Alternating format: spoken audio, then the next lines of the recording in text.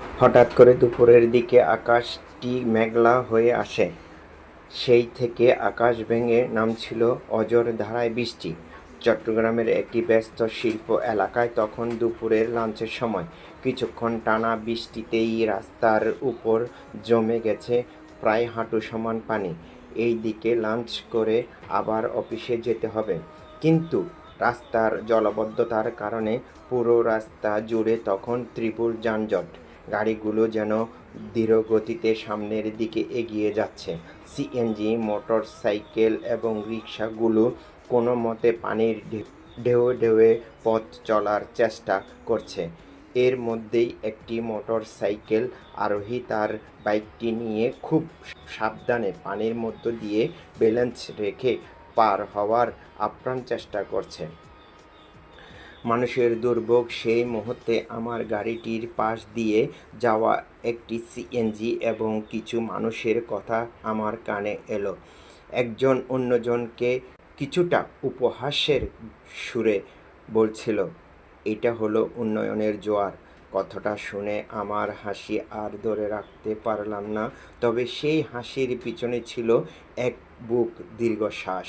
আসলেই তো, একদিকে যেমন বড় বড় কলকারখানা, এশিয়া গ্রুপের মতো বড় বড় সাইনবোর্ড যা রাস্তার পাশে দেখা যাচ্ছিল, ওই আধুনিক দালান কোঠা গড়ে উঠছে, ঠিক অন্যদিকে সামান্য বৃষ্টিতে পুরো এলাকা পানির নিচে তলিয়ে যাচ্ছে। একটু সামনে এগোতেই দেখলাম একটি লেগুনা, পিছনে গাদাগাদি করে দাঁড়িয়ে আছে বেশ কয়েকজন স্কুল পড়ুয়া ছাত্র। তাদের পরনে স্কুলের ইউনিফর্ম। জলাবদ্ধতা আর গণপরিবহনের সংকটের কারণে বাধ্য হয়ে তারা জীবনের ঝুঁকি নিয়ে এভাবেই বাড়ি ফিরছে। লেগুনাটি যখন পানির উপর দিয়ে যাচ্ছিল তখন চারদিকে ছোট ছোট ঢেউয়ের সৃষ্টি হচ্ছিল। রাস্তার পাশে থাকা সেই ছোট্ট টং দোকানগুলোর সামনে পানি জমে গেছে।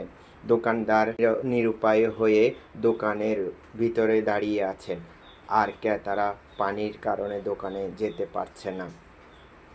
ধীরে ধীরে আমি আমার গাড়িটি সামনের দিকে এগোতে থাকলাম।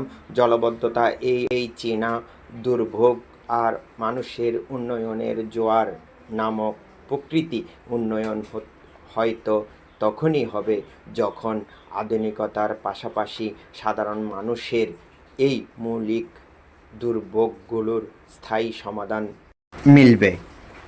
আপনারা জায়গাটি যদি চিনে থাকেন কমেন্ট করে জানাবেন এটা কোন জায়গা হতে পারে। আর এই ধরনের ভিডিও পেতে পেজটিকে ফলো দিয়ে সাথে থাকবেন। সবাই ভালো থাকবেন, সুস্থ থাকবেন। খোদা হাফেজ। বাংলাদেশ জিন্দাবাদ।